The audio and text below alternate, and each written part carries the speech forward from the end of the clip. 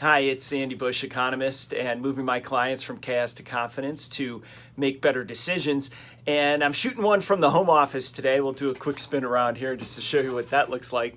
Nothing fancy, but gets the job done, and it's kind of fun, actually, a little bit messy. You can see my little duck collection up there that I do with my daughter. But hey, I want to talk about three numbers real quickly today, covering three different votes that occurred over the week.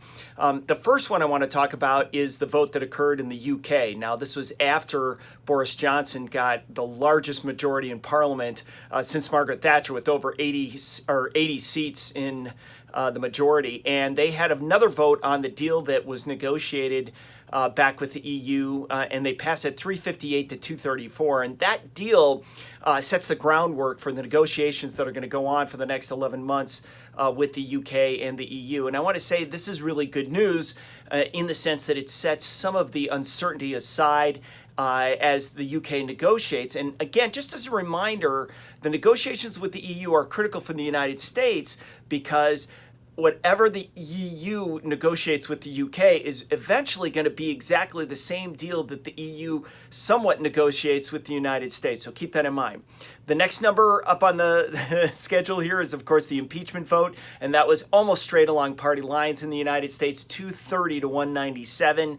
I think, as I've said many times, that this is just like the Bill Clinton impeachment for the markets and for the economy, so I don't really see much of an impact there. Yes, it leaves a permanent stain in the president's record, but I don't think it's going to change much as far as the economy and the markets. The one thing I will point out that's a little bit unusual is that we have seen a bump in the president's polling numbers, and he is now ahead in many key states heading into those primaries in January. So we're going to keep an eye out for that. And then, of course, really quickly, the last thing that passed last week, of course, was the USMCA. And that had a huge majority. That passed in the U.S. House of Representatives, 385 to 41. That's great news for the economy. That's great news for Canada and Mexico and the United States. It removes a lot of uncertainty. It provides some framework for intellectual property and digital IP going forward. This is something that had not been in the original NAFTA agreement because back in the 1990s it wasn't around.